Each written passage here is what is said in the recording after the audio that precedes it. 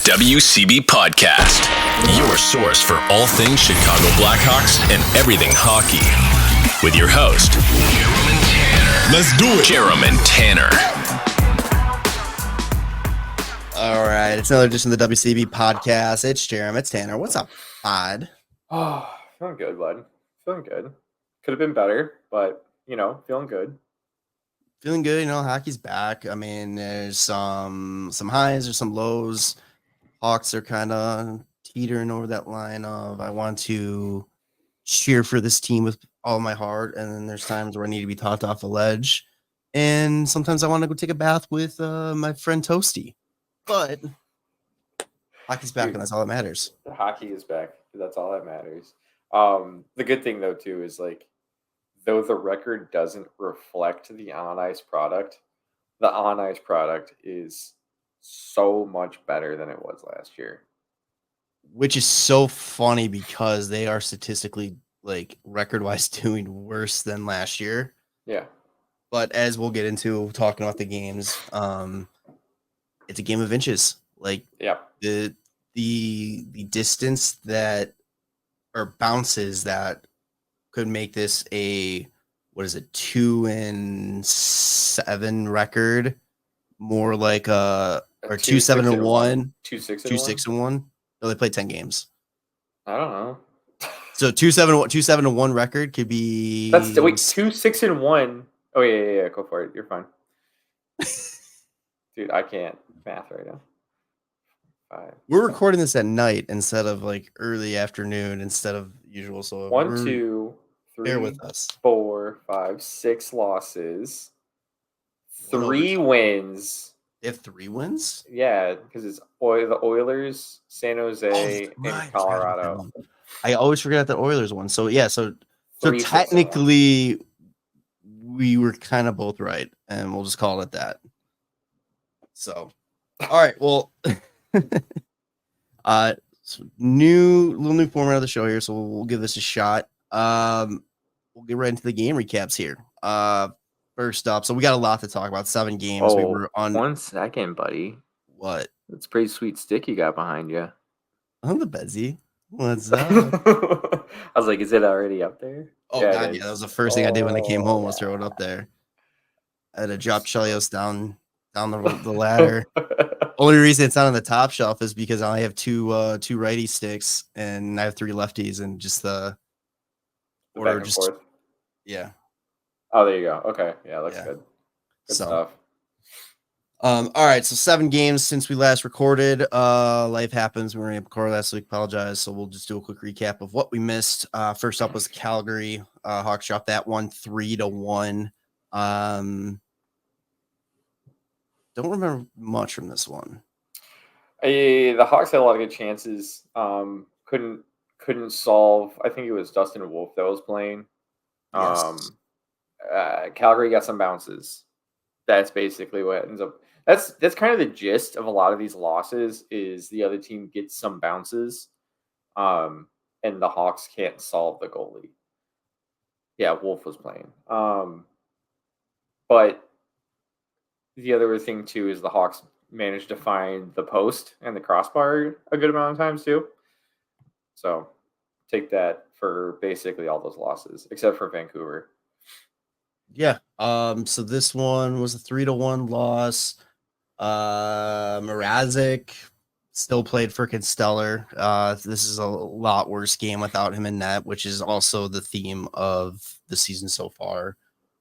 Any key players stand out to you? Because I mean, like I said, most of these games I was unable to watch because I'm still trying to figure out this goddamn antenna thing. So I was able to catch highlights. Just the Calgary game? Yes. I can't remember back that far for anybody standing out in particular. I'll give you who stood out basically for the last 2 weeks. Well, we'll get there. Okay. Get there. Take it easy, baby bird. We'll feed you. Relax. Hey. All right. So yeah, then after that, that wrapped up their 4-game road trip to open the season. They come home, they play San Jose. It was going to be an amazing game, battle of former first-round picks. Celebrini, the reigning first overall pick. Then you got Connor Bedard, obviously, the 2023 first-round pick. doesn't make it for Celebrini, gets hurt, little bitch syndrome. I don't know.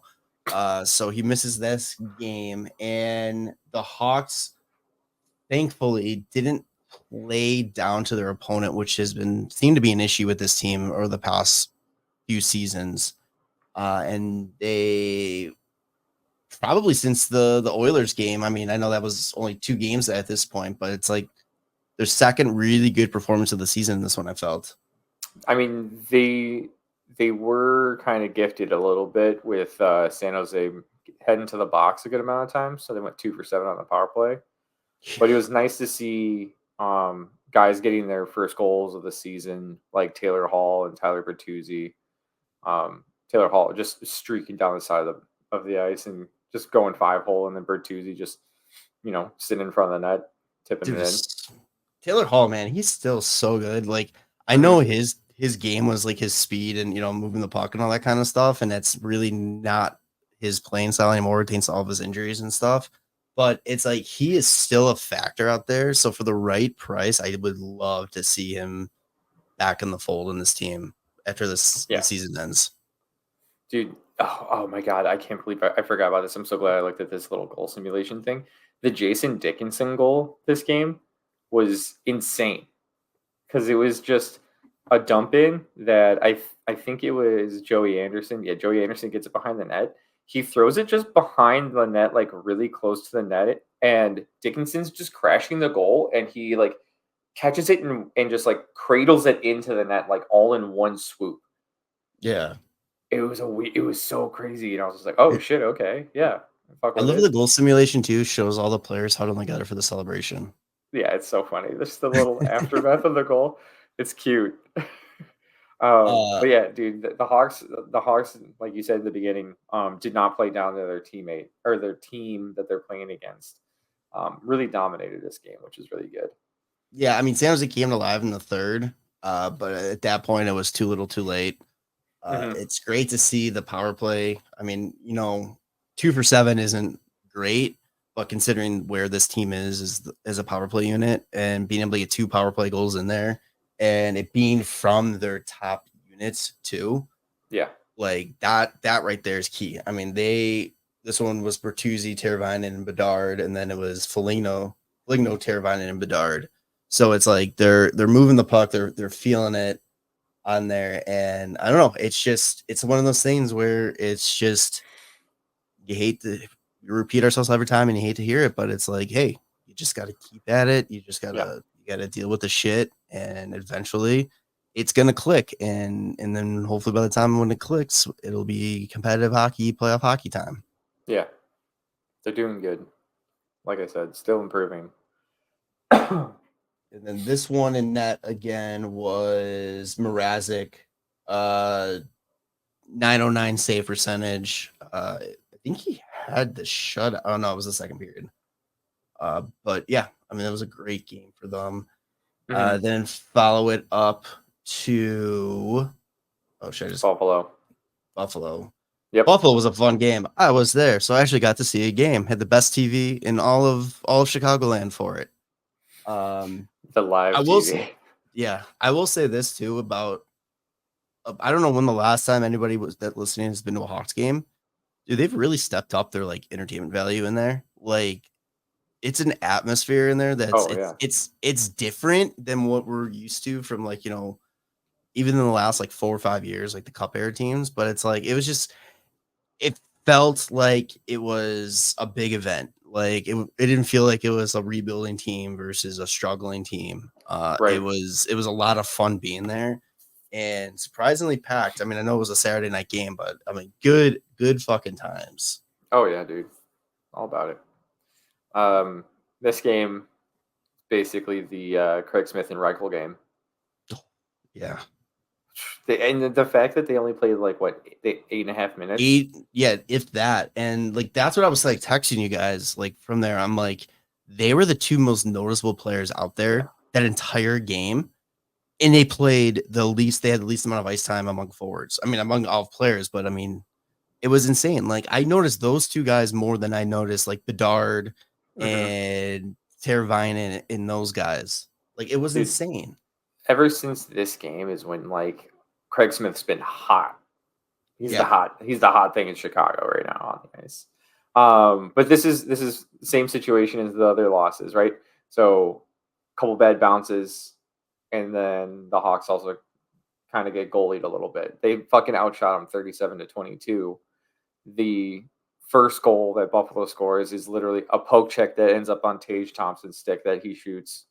And then the next one is like a blocked shot that ends up right in front of the net to Beck Mallenstein. And then the go-ahead goal was just, I don't know, kind of a breakdown where JJ Paterka ends up all alone in front of the net because dude, that was one really there. I'm sitting there watching that play happen a little bit.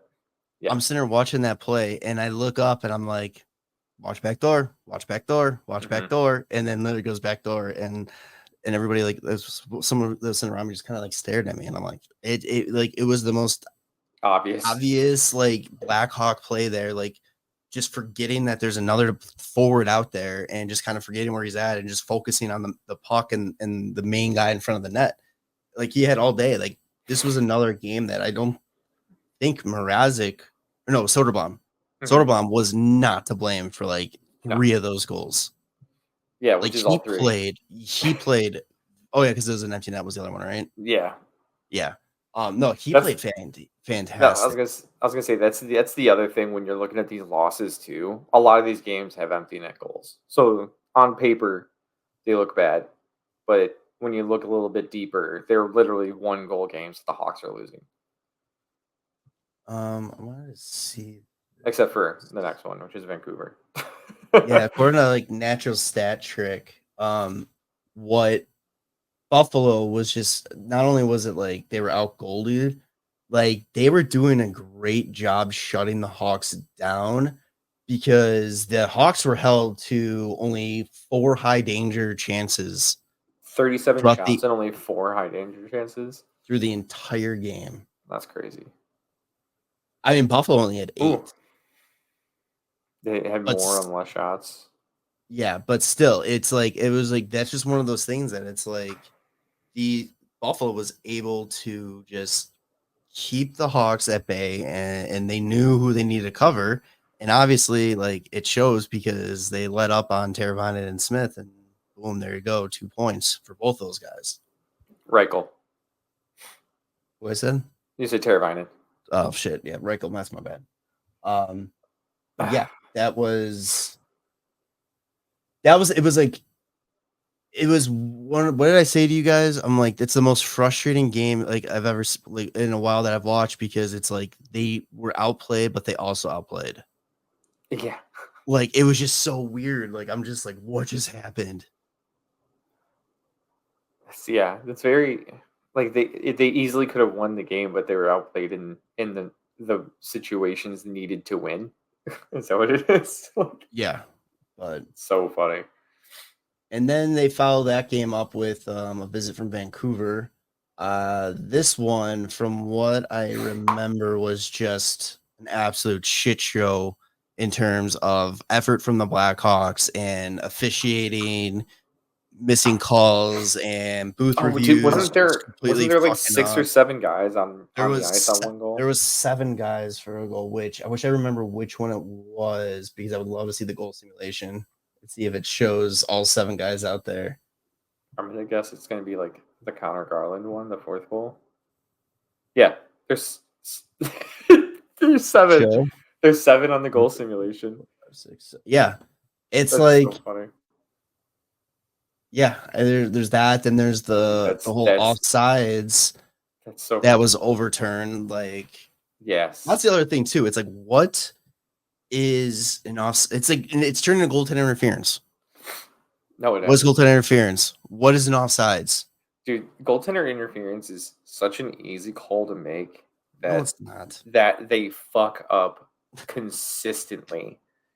It is such an easy call to make that they fuck up consistently. I'll say this every single time. Don't go to Toronto. Just call me. That's all you gotta do. Just call me. I'll tell you if it's in or not. It's never going to go in. If it's against the Hawks, it's always going to go in. If it's for the Hawks, every other team, I'll pretty much be unbiased except for St. Louis or Boston. Fuck both of you. How about the Matthew Tkachuk the other day? Did you I see love that it. one? Yeah, that's the greatest. That one's fucking 100% a goal. I love it. It's so I funny. love when someone was like, if you ever want me to like explain who the Tkachuk brothers are, just show them this clip. Yeah, dude. Just fucking goes barreling through the crease. The goalie gives him a little shot, and then he comes back, cross checks the goalie, fucking scores on him, and then shoves him in the head. But not only does he give him a shot though, when he gives him the shot, he like closes his arm down and takes the stick with him. Yeah. Oh yeah. Like that. It's amazing. It's That's the so best. fucking funny, and only those two could get away with something like that. Maybe Marchand. Marchand could probably get away with that too. Maybe. But yeah, this was I don't know. I didn't watch this game. Couldn't see it. So if you the got anything Vancouver for it, one. yeah. I think I was basically asleep for like a majority of it. I don't remember it very well. Let's move on to Nashville. Vancouver's a good team. That's all I know. Vancouver's good. I remember the too many men. Yeah, like you said, some bad calls, probably some bad bounces. Who knows? Well, Nashville though.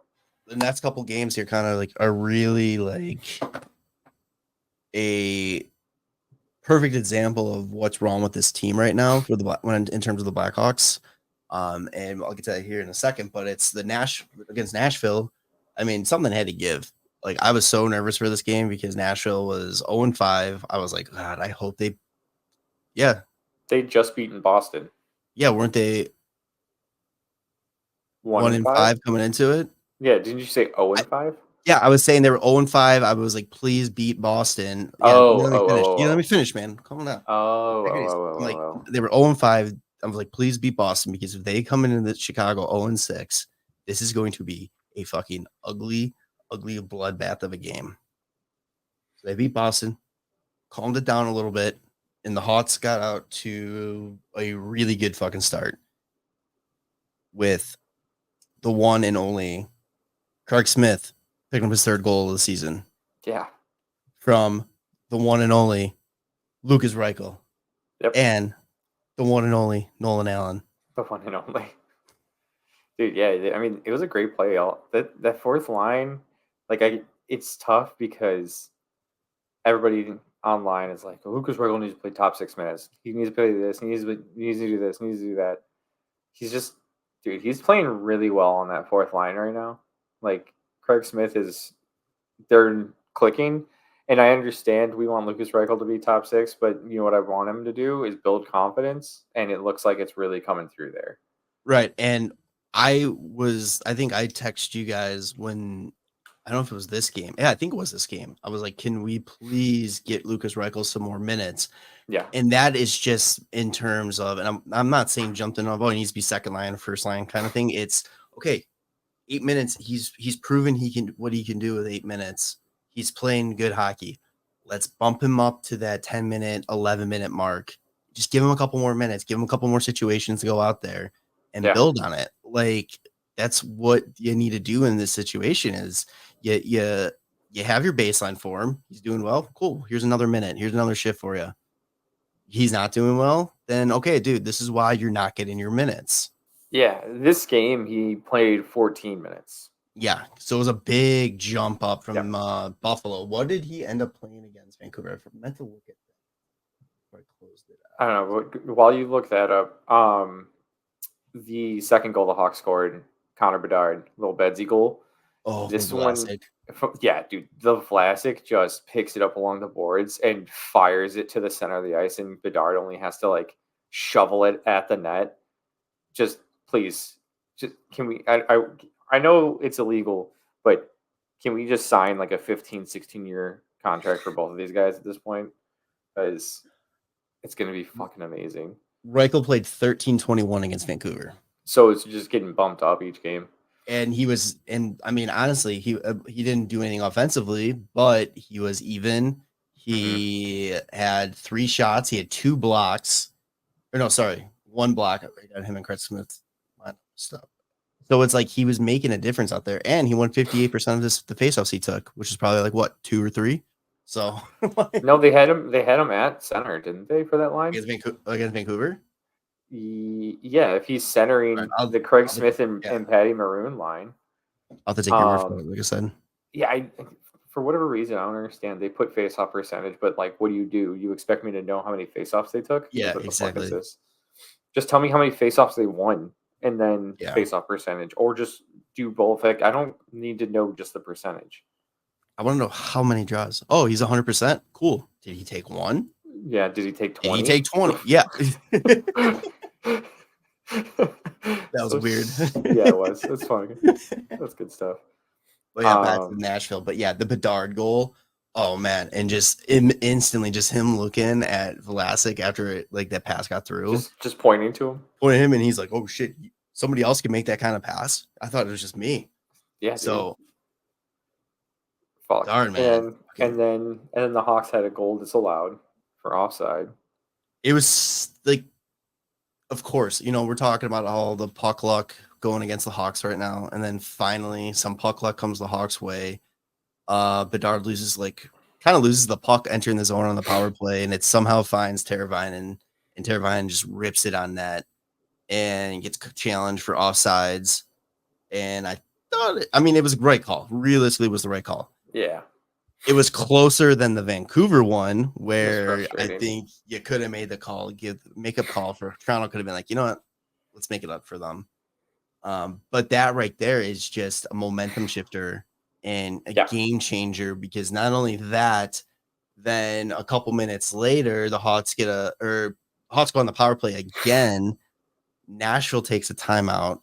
Andrew Burnett, great fucking coach. He is doing a great job. And takes the timeout, calms his team down. End up tying the game. Nyquist. Oh, forgot we didn't even talk about the Forsberg shot on his goal. Holy shit. Yeah, he just flashes through the defense. Fucking Mrazek was just distracted by his glorious mustache. Yeah, right. But yeah, the Nyquist ties it up on shorthanded, and like the second that goal got like reversed, I'm like, dude, this is it. And you could just see the wind sucked out of the Hawks team, and it's like they started so well, and then they just could not get themselves back into it. Yeah, it's tough coming out of a situation like that. That's something that they gotta, that's the kind of adversity that you gotta still overcome. Like, you're still up 2-0. You can't just collapse. Right. And then Brady Shea gets the power play goal about halfway through the third, and then that's all she wrote for Nashville. And then the following night, Hawks head to Dallas. Still in net. Yeah, Mrazek's still in net. Soderblom is sick, so they called up Drew Commesso, and there's no way they were throwing Drew Commesso to the Dallas Stars for his first career start, right? He hasn't played yet, and like in the regular season, has he? No, he hasn't. Yeah, no way they were going to do that. And almost the exact opposite of what happened in Nashville against Nashville the night before. Hawks come out flat as hell. Yeah, like that's what I was talking about earlier. It's just like this team, their issue is they cannot get a full 60-minute game. Like, it's either they have a great first period, a shitty first period, or a shitty first period and a okay second, and just an awesome third when it's a little too late, which was the case in this one. Yeah, but at least we got a Bedsy goal. A fucking Bedsy rip and a half. Fucking ripper. And not only that, Donato with a goal in this one too. That was his second goal of the week for our player of the week rankings there. Yeah. But yeah, again, what I really truly enjoy with this team right now, and it'll go in effect too when we're talking about Colorado, is just the depth players stepping up. Besides Bedard getting the goal, it's all depth players with all the points. Donato from Smith Maroon, Bedard from Maroon, and Nolan Allen, all guys that are fighting for the minutes. Dude, Nolan Allen has been solid. Yeah. Like, he still makes some rookie mistakes, but like, he's been a very solid defenseman back there. It's been good. I like it. I like having him back. He's doing like the Korchinski a little bit. Like he's having his good moments, and then he's having his bad moments where it's a learning experience, and he seems to be coming out either his next shift or the next time he's put in that same situation, and he's improving, and he's stopping it, and he's taking care of it. The main thing I wanted to like kind of talk about with this game was post game. That's got all of hockey media like in a frenzy about Connor Bedard and his state of mind with Chicago Blackhawks and all that. And they were asking him if he can see any positives in this one with being able to, stay in this game, battle back and keep it close against this Dallas Stars team, who is arguably a favorite for the Western Conference. And he pretty much said, he goes, no, he goes, we're all NHL players out here. It's frustrating and you have to do better. And we can't just be happy with hanging in games. We have to compete, which is a very good leadership type answer. It's a very honest answer, which for some reason translates to everybody that, oh, he's going to request a trade. He's going to leave Chicago. He doesn't want to be here. It's like, can we fucking stop this already? Like, come on. No, this isn't the case. Yeah. He's a winner. He wants to win. He wants to play meaningful games. And they're in a position that they need to get to that next level. They need to show they can play this, because not only are they trying to build their culture and their game here, they're trying to sell this team to potential free agents and potential players to come out here. You think teams or top free agents are going to look at this and be like, you know what? Let's go play for this team and, take the chance of winning about a couple seasons off. It's like Connor Bedard can only bring so many people in here. Like the Bedard effect is only so far until you have to get fucking legit and competitive with your team. Yeah. I mean, I think it's just, you get asked that kind of question after losing 4 games in a row. You're just kind of like, yeah, no, we don't like fucking losing. Like, I think a lot of people are just like trying to throw the narrative out there that he's going to end up requesting a trade. Like, no first overall picks like ever request any kind of trades, because like you are the person that they want to build around. Dude, only if you're a 3rd overall pick, then you need to fucking request a trade. Yeah. Dude has got a blank check with his name on it with Kyle Davidson's signature waiting for him, and he knows it. Have you ever seen the movie Blank Check? Yeah. The one from Disney? Very problematic. Where the kid puts like $1 million and he gets like a mansion and it has like a water slide and everything. You know what happens in that movie? That's really fucking weird. The old lady? Well, she's not really old. But compared to him? Yeah, she's like 20s or 30s and she fucking kisses him. You know what's really random? I looked for some reason that popped up and was like, oh, I wonder how this it was like a post and was like, oh, I wonder if this actress is just like in hiding after this with today's climate. And then I looked it up who it is. You've seen Dumb and Dumber, right? Yeah. You know the chick goon that is like trying to get them the briefcase? No, I don't. I haven't seen Dumb and Dumber for a long time. It's the chick who is with the guy trying to grab the briefcase. It's the same person, and that blew my mind. I was like, holy shit. She went from kissing toddlers to fucking... Yeah, I don't know which came first. The pedo life or the mob life, but either way, problematic all around. Karen Duffy. What's Sorry, I'm looking it up now. Yeah. Because they're both in 1994, so right around the same time. Yeah. That's hilarious. Back real quick, last thing about the whole Bedard stuff too. And it's like, it's just so funny. Like, who says it? Like, the message that gets said by who is what sends people to frenzy, because Foligno's been saying the same shit. Yeah. And it's like, oh, does Foligno want to get traded? Does he want to leave? So they only gave Foligno the C because they want him to ask for a trade. Yeah, like, whatever. Nobody that's a professional athlete is just gonna start talking about how, like, oh, I think we played great, like our 4th loss in a row. Like, this isn't that type of year anymore. And honestly, if my team, especially in a rebuild like this, had guys doing the whole, like, oh, glass half full, like, we did this, we did that, I would be like, get them the fuck off this team. Yeah. We need a culture change because they're about to accept losing. You The don't want only to thing that's accept losing. acceptable for this team is to get back to the Stanley Cup playoffs. And if you got a problem with how things are going now, or if you're upset because a player isn't trying to look at the positives in a situation, then I don't know what to tell you. You're following the wrong team right now, because that just is not good enough. Yeah, like we're still building this. Like we said, the foundation's laid. We're at the base level right now. Like we're not finishing up. It's like you see games like against San Jose. San Jose, you see great overall game. Granted, it's against San Jose. Take that for what it is. But Then you are playing that great all around game when you absolutely need to against the right, team you absolutely should get it done against. yes, and then you have games like against the Oilers where your power play is carrying your team. You might be losing. You might be struggling at 5-on-5, but your power play is clicking, which is a big thing. And Plus, you're playing against the two best players in the NHL, so you still get a W and on the second night of a back to back as well.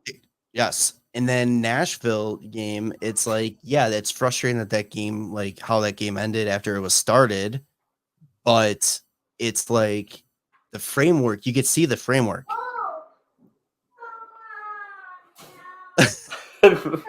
Yeah, the framework's there. So it's like the blueprint's there. It's just now it's just you're putting like it you all said, together laying the foundation, put it all, basis.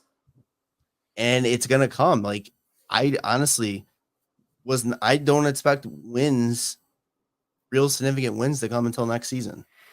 So because we're basically done talking about the losses, because the only game that's left is a dub. This is one of the things I want to mention when I talked about the team being better than they were last year, even though the record doesn't reflect it. It's a lot of the losses last year. We were saying like, man, that could have been way worse if it wasn't for Mrazek. Mm-hmm. And I think this year it's kind of like these losses are, you can kind of point the finger and say like that could have easily been a win with a bounce going our way instead of theirs. Mm-hmm. So it's not like, oh, well, thank God we didn't get blown out. It's okay, that one could have been ours. And then eventually we'll probably end up maybe next year, maybe later in the season, we're probably going to be like, we should have fucking won that game because we need to start winning these games now. But that's where the team is at. Like, even though the record is poor, the team is clearly better, and it's a much better product on the ice. All right. Keep talking because I'm looking for something here real quick to kind of, because I'm just kind of curious through 10 games last year. Do you want me to go into just the Colorado game? Yeah, go ahead. If you want to start doing that, I'm going to pull up some stats here. Let me tell you what, Colorado, the Hawks decided to kind of get the band back together on the first line with Kurashev and Bedsy and also Teravainen. And so I've seen things online where people are like, oh, there's not going to be like a good two-way player on that line. It's like, fuck it, who cares? First of all, Teravainen, solid two-way guy. Kurashev, he's okay. Bedsy will just, he'll get there. It'll be fine. Also, I didn't realize this until now, but Bedard only played 17 minutes in the Colorado game. Really? And he was up at like 21 in the games prior. Were they on the PK a lot? There was four penalties the Hawks took.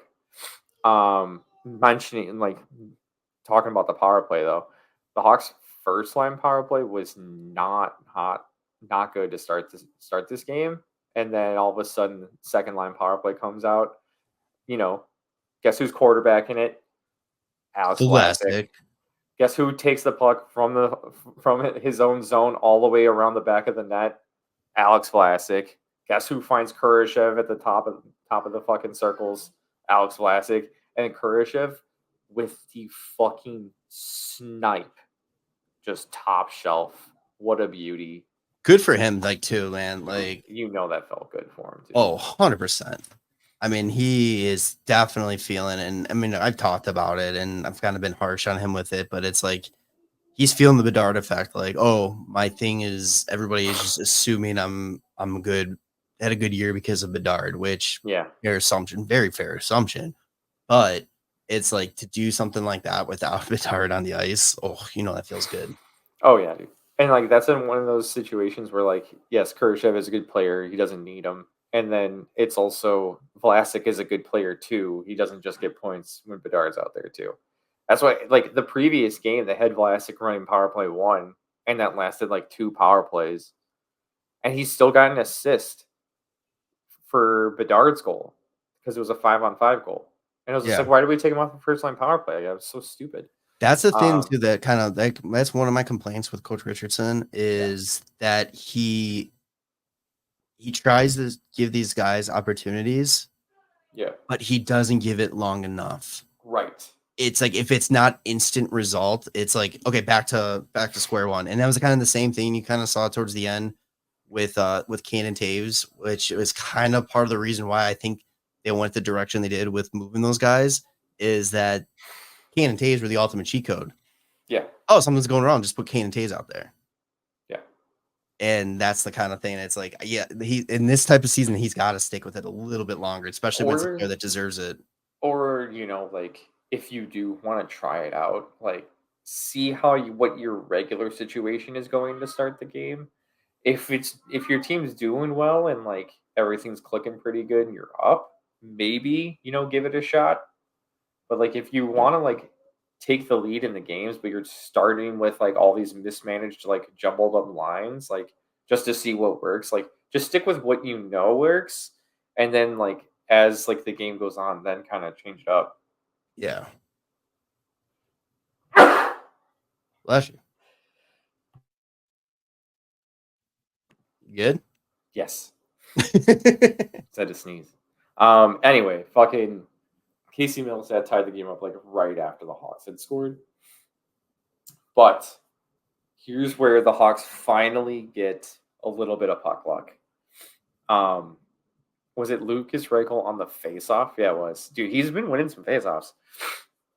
But he got the faceoff win. Craig Smith got the puck and literally shot it off of Reichel. It just goes in. It goes like between Georgiev's skates. Dude, it was too funny. I was just like, oh, this is so good because Georgiev's having a hard season right now. Dude, that was one of those things too. Like when I was writing my thing for Hockey Buzz, like the preview, I'm like the best thing, the only way the Hawks really have a chance in this game realistically is if they can get up to Georgiev quick, early, and often. And they did it. Yeah, dude. Yeah, and then Ryan Donato scored not too long after that, and we're like, all right, cool. The Hawks are rolling, looking really good against a good Colorado team. And it was just pretty much every time the Hawks took a penalty, I was like, oh fuck, here it comes. Oh shit, here it comes. They did a good job though. I mean, let me pull up some stats for this game too. I got some stats through 10 games that I want to talk about too. Nate McKinnon had 1 shot this game, and it was his goal, which is pretty impressive considering it's Nate McKinnon. And usually he could probably do whatever he wants on the ice with whoever is out there. And he was also a -4. So granted, 2 of those goals are empty netters. That's why he's out there. But the other 2 that weren't the power play, he's still out there for those. The Blackhawks just dominated them in the first period. 5-on-5. The Hawks led in shot attempts 21-7. They led on actual 5-on-5 shots registered 9-2. They led in scoring chances 13-3. And even more impressive is that they led in high danger chances in the first 10-1. Wow. That is a bottom dwelling team. Wow. Doing that to a team that not only has playoff aspirations, but Stanley Cup aspirations. Yeah, dude. Like the team has injury issues right now for Colorado because like I know Lekkonen's not in. Obviously, Landeskog's still out. And they're still missing Nichushkin, but they still do have like Nate McKinnon They still have Mikko Rantanen. They still got Devin Taves. They still got Cale Makar. Man, dude, fucking Ross Colton's having himself a year too. And what the fuck? Like, yeah, dude, I've been saying before he was even in Colorado, when he was on Tampa, I was like, give me this guy. He's going to be so good. He's got 8 goals and 9 points in 10 games, but he also just went on the IR, so sucks to suck. Another thing, so kind of talking about parts of this game that kind of like really stood out that is kind of surprisingly, like kind of surprised and made me look deeper into like his season is Connor Murphy. Yeah. Like he is quietly having a fantastic season. Yes, I can see that. Like, because he's not like on the ice noticeably when the Hawks are getting scored on, and he's making a lot of big plays, putting the puck on net, so making big hits. He is third among defensemen in points for the Hawks. For the Hawks, yes, sorry, for the Hawks. And he's the only defender that's that has a plus rating. He's a +1. I know Kaiser and Nolan Allen have 0, but Murphy's played all 10 games. Yes. So okay. I mean, it's kind of fair. 0 isn't plus and isn't negative. So Murphy's still doing better. He still haven't he's still averaging like solid minutes every game. 20. I think last game against Colorado was like 22 minutes. 22. Yeah, he was 22 that game, but the previous games he's floating closer to like 18. Okay. But 1840 against Dallas, 1726 against Nashville, 1840 again against Vancouver, 1825 against Buffalo, 1630 against San Jose. Dude, and then against Colorado, man, he had the assist in the game-winning goal. He had a +2 rating. He was credited for 2 hits. One was a fucking monster. Yes. And a block shot. I mean, he's not our team's like sexy defender, and he's definitely in that category of like I kind of forget about him because I just assume as soon as his contract's up, that's the last we're gonna see of him, unless he gets traded earlier, kind of thing. You know what I mean? Like in terms of being a Blackhawk. So it's like I don't really focus on him because I'm too busy looking at like the guys that are gonna be here long term. Yes. You know what's surprising even more? He's got 4 points in his last 5 games.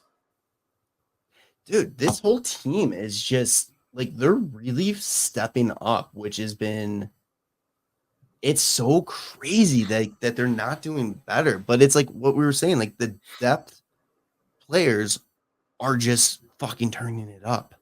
Yeah. Dude, Alex Vlasic is going to be Victor Hedman 2.0. I guarantee it. He's so fucking good. God damn it. It's getting excited like that. It's so funny because like we were saying it last year too, but during the broadcast of this Colorado game, they were just like, man, Alex Vlasic. I was like, yeah, I know. Yes, I know. Like, but you can keep talking about him because he's so fucking good. He literally is just like he knows when to body a guy against the boards just to shut off the lane that he's going to. He's got so much reach. The guy's got great fucking vision. Every once in a while, he just like takes up the ice on his own because like the team decides that they can't do it themselves, and you're just like, oh, okay, I'll just do it. And you're like, oh, he can just do everything. This is gonna be fucking awesome. Is it just me too, or does he look even bigger this year? Yeah. Like I think it was the Nashville game or I forgot. I think it was Nashville that I'm looking like watching him carry the puck up, and I'm like, it's like this is a grown man skating with like mice. Like he was just so much taller than everybody else. Like it was insane. That's great. He's just gonna be so good. I can't wait to see his progression this year because I think what we saw last year was a lot of focus on being defensively sound, and now this year he's going to incorporate a lot more offense into his game, and I think Richardson is allowing him to have that leash a little bit lengthened because of being added to the power play on the second line, and then sometimes being on the first line power play, but like really getting a lot of minutes, getting a lot of time with the puck too. When it's just love it, fucking give it to me. Let's go. You got anything else for the Colorado game? No. It was just a solid game by the Hawks. Very good game. So real quick, so kind of looking at, you're talking about like the whole like, oh, stats, compared to last year and this year, the record might not be the same or it might not be as good, but everything else is good. Stats back it up too. So this year the Hawks 3-6-1. Last year at this time they were 4-6. This year they're averaging 2.7 goals per game and allowing 3.40 against. Wait, let me make sure I got that right down. Make sure I got that right. Sorry, 330. Last year was 340 or 3.440. So they're up. I know it's it's only 0.30, but it's like still they're up technically in scoring. They're improving in goals against. Their power play last year was at this point was posting an 11.1% success rate, where currently they are 21.2. That's solid. Their PK has taken a back step a little bit here. Their PK last year at this point was 84.9, and this year it's 77.4. Do you have him how many times they were on the penalty kill though? I do not. No. Okay. So that could also be a big factor here.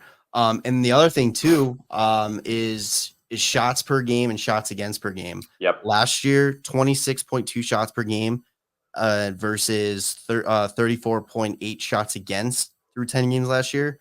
This year, it's 28.1 shots for and 29.1 shots against. So it's not big differences, but the proof is there that like they are improving. They are doing little things to improve and make things in the right direction there. And it's a matter of time before you see it translate into the outcome of the game.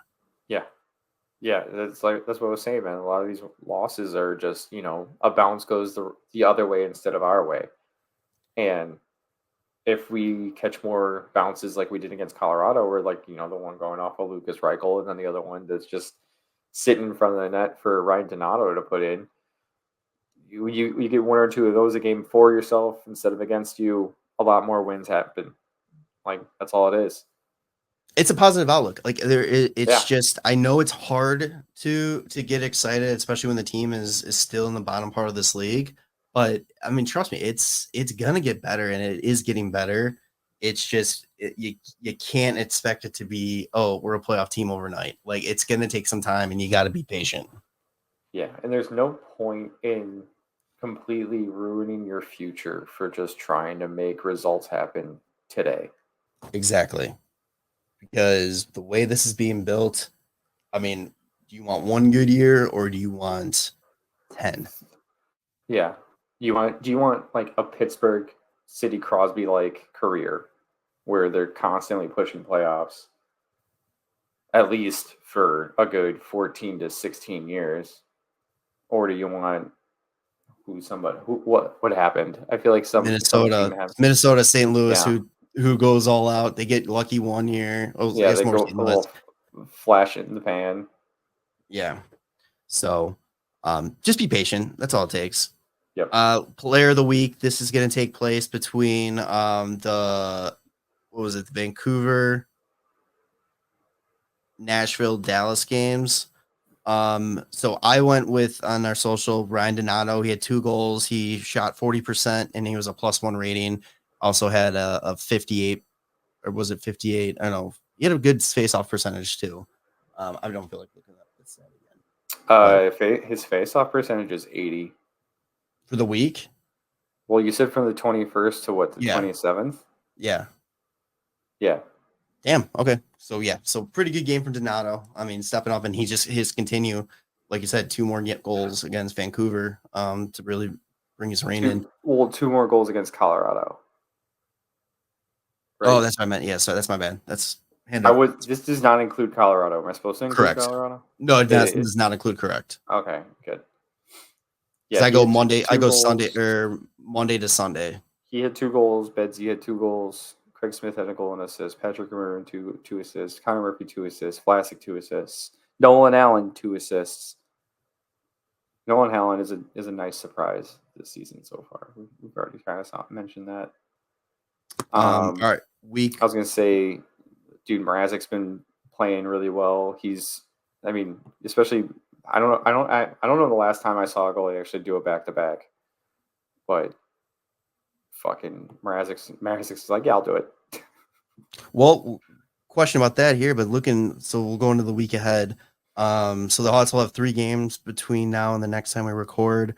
The next up is on Thursday on Halloween. It is the Nightmare on Santa Clara Street. It is the league worst San Jose Sharks versus the bottom dwelling Chicago Blackhawks. So it's a great move by the NHL to plan that schedule out perfectly. 2 scary bad teams playing against each other on Halloween. Yeah, okay. Yeah, it'll be interesting to see how the Hawks handle this game, and if San Jose takes 7 more penalties this time. Well, my question with that one too is because I haven't seen anything yet, and I'm sure we'll get some clarity between now and then. But if Soderblom is still out, will Comesso get his first career start? Because this ideally would be a good one for him to have it if they plan on doing it with him being called up right now. Yeah, that'd be good. Yeah. I don't think I don't think so. I don't think he gets the start. I feel like if he was to start, it would happen either Saturday or Sunday. Which, yeah, but because you're not going to put Mrazek in. You're not going to put Comesso in and then Mrazek another back-to-back the week after he does a back-to-back. I have a feeling Soderblom's going to be back for San Jose. Yeah. And then also just with that game, has nothing to do with the actual game, but just a timeline thing. Boursois is potentially joining the team in San Jose, and could be a couple weeks away from making his Blackhawks debut. That'd be cool. So, and then, honestly though, like Soderblom's been playing. He's played pretty decent, but it would be nice to have him just, he was unfortunately put into a situation last year that was not going to be good for him. And though he played well on the ice, on paper was not good. And that's where a lot of people get mad, is on paper. But this will be good for him if he gets to, trade starts with Drew Comesso down in Rockford, if that's the case. Yeah, that'd be nice. And then they have back-to-back games to wrap up this 5-game road trip with the California Swing. So they have San Jose on Thursday. Saturday, they have the LA Kings. And Sunday, they have the new look Mighty Ducks with their sweet jerseys. Moving on to my new favorite segment, just for what I get to do right now. Let's just roll the quick little video for it. All right. For it, he loves talking about the farm kids, the kids in the system. So Tanner, hit us up. How are some of the guys doing right now? They look like we're just talking about like how things look on paper. That's where I'm getting a lot of this stuff. So on paper right now, Nick Lardis is looking good. 14 points in 10 games in the OHL. And then you got Sam Renzel still lighting it up at University of Minnesota. He's got 9 points in 6 games, 4 goals, 5 assists. I think it was something like he had 4 goals all of last year. He got 4 goals in 6 games. I thought it was 4. Was it? Okay. Yeah, and then he had 2 in 1 game already. Yeah, he had that sick one on Friday. Here, I guess I could just click his name and figure it out. It's like, oh my god. Oh, it was 2. Holy shit. So yeah, he's already double his goal total from last year. He had 28 points in 39 games, and then he's already got 9 points in 6 games this year. So if he keeps up that pace, like he's gonna probably he might get like 50-something points. Yeah, not good enough for a C though. Yeah, what? I don't care. I don't care. It's so stupid. It's just so funny. I just think it's so funny. Some of the other guys that are NCAA that a lot of people don't know or hear their names too much that are doing actually pretty well. Aiden Thompson at University of Denver has 11 points in 6 games, 4 goals, 7 assists. Dominic James at University of Minnesota Duluth, 10 points in 7 games, 6 goals, 4 assists. Our baby boy, AJ Spilsey, has got 9 points in 9 games, 4 goals, 5 assists. Still, I think he only has the 1 fight. He's a +7. Yeah, I got to pump those numbers. Where is little baby Frankie? He's got 4 points in 5 games in Rockford. I don't know if you saw, but Lev Shanov got his first start in Rockford and got an assist that game. Fuck yeah. So where is he? He's got 2 games played right now with 1 assist. Sasha Boisvert, 4 points in 5 games at University of North Dakota. Oliver Moore, 5 points in 6 games. Damn, dude. The fact that Oliver Moore has less points than Sam Renzel at the same school. Fucking boss, man. Dude, get rid of him. Move on from him. Or is Sam Renzel just like a dirty fucking steal and a half in the middle of the first round? Oh yeah, dude. Renzel. Oh, God, dude. That was so excited for this. Davidson's first draft, right? Yes, it was, because it was Korchinski and then Nazar and then Renzel in the first round. Renzel was who he got for the Mrazek trade, right? Yes. Yeah, so he got Mrazek and Renzel for second rounder. Yes. So. Let's see. Anybody else that I'm forgetting? Colton Dock, 3 points in 5 games. Korchinski, 3 points in 5 games. He's got a goal and 2 assists. He actually had a really nice goal. Go look that up, where he takes it like all the way down the ice and just beats the goalie far side. Slaggert, 2 points in 5 games. The future's looking good, guys. Yes. You just got to show some patience. Comesso's stats could be better. 3.52 goals against average, 8.54 save percentage, but he's only got 2 games. That's interesting. I think because he's been up at the Hawks, so that's why I think it's like Dylan Weeks who's been playing in Rockford now. Vanacker is still hurt, so that's why he has nothing. That sucks. One of the cool things. Del Mastro, 2 points in 5 games. It's literally like Rockford Ice Hogs are all these young guys. It's fucking awesome. Yeah. This weekend there is what is it? Oh, it's like Flow Hockey TV or something on YouTube. Yeah. You can watch Rockford versus the Chicago Wolves for free. I might probably check that out because I want to see all these guys. Hell yeah. So, all right. That was Tanner's Farm Report. Oh yeah. I'm gonna abuse the shit out of that. That's so fucking funny. It's like, wait, never mind. Okay, go ahead. That's fine. Whatever. All right. So like I mentioned, we're gonna have like a new concept with our show, or like outline, talking about stuff. But this one we had a lot to catch up on for missing a week, so we're gonna cut this one a little bit short. Unless you got any really quick like NHL tidbits you want to throw out there really quick. The San Jose Sharks have won their first game in October since 2022. Damn. If you ever want to be on the power play against Montreal, just take 2 guys to drop their gloves against Arbor Checkeye. Fucking hilarious. I still live. That's amazing. And the greatest streak in hockey lives on. Yeah. What's that? It is for the 100th consecutive season. There will be a 107th. Oh, sorry, 107th consecutive season. There will not be a undefeated or a winless team in the NHL. So if you had your money on that streak being snapped, unfortunately, you're not going to get a big payday. But try again next year. Episode 295. Unless you got anything else real quick. Last thing. Tonight was Marc-Andre Fleury's last game in Pittsburgh. Sad. How do you do it? Is it done yet? It's probably done at this point because it was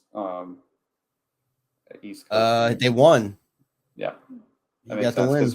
So Pittsburgh is bad. The Penguins are bad. I think they are bottom of their division. Yep. 3-7-1. You know who's not 3-7-1? Blackhawks, baby. Let's go. Stanley Cup. Let's go. Let's go. All right. Episode 295. What do you want to call it? Blank check. Blank check? Yeah, right. Kissing little boys. Nope. That's a hard pass. We'll call it the blank check. All right. So make sure to follow us on your favorite podcast feed, Spotify and Apple Podcasts are the big two. Subscribe to the YouTube channel, social media at WCB Podcast, and we will see you on the next one. I hope we're not on the list. All right. Love you, boys. Bye. Thanks for listening to the WCB Podcast. Be sure to subscribe wherever you heard this podcast. To connect with Jarom and Tanner, check out the boys at WCB Podcast on all social media. We'll see you next time.